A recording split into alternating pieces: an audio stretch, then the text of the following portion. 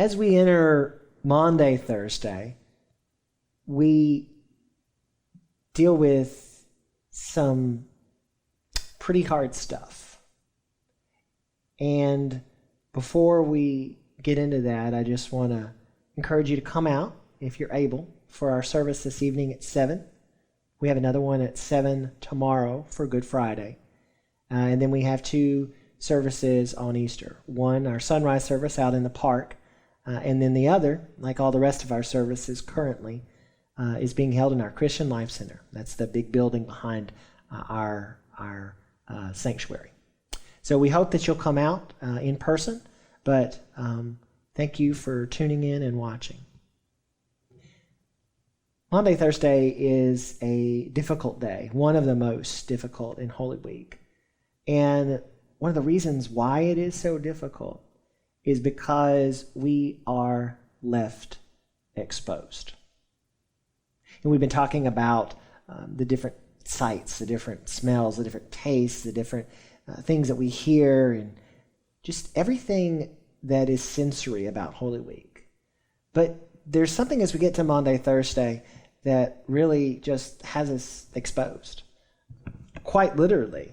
In fact, in Mark's Gospel, there's this interesting passage that a lot of times we gloss over. We've maybe even read it and not been aware that it was there. And yet, once you see it, you can't kind of unsee it. And it's Mark 14, verse 51. And it reads this way: "A certain young man was following him, wearing nothing but a linen cloth. They caught hold of him, but he left the linen cloth and ran off naked." I had a preaching professor that one time did a sermon on this particular passage, and his line that he did somewhat tongue-in-cheek, but was, what is a naked man doing in the middle of the gospel story? The reality is, the man is exposed. The man whom we likely think was the author of the book of Mark, Mark himself, although scholars aren't exactly sure. But that man symbolizes everyone who is exposed. They're sitting around the table. They're having the last meal with Jesus. And Jesus says, "One of you will betray me." And they all say, feeling a little vulnerable, feeling a little violated, feeling a little bit like Jesus' eyes are upon them. "Surely not I, surely not I, surely not I." They all feel exposed. And then the disciples, right after that, are saying that all of you will become deserters, as it is written. Peter says, no. Even though everyone else will, I will not do it. See, it's as if Jesus has cut straight through to Peter's heart in that moment. And he could not possibly envision betraying his master.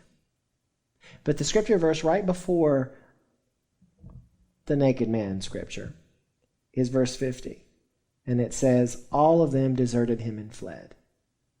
When Judas had come and had kissed Jesus' cheek, and the crowd came with their clubs, when the high priest's ear was struck off, when everything was broken wide open, and in the midst of that crowd, Jesus' identity was exposed so that the authorities could arrest him, imprison him, falsely try him, convict him, and sentence him to death on a cross.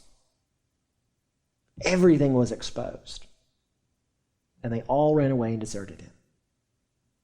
We'd like to think that we wouldn't do that, but we don't know that. In fact, it's a lot to swallow, but I wonder if maybe every single one of us would have denied, like Peter, but every single one of us would have run to.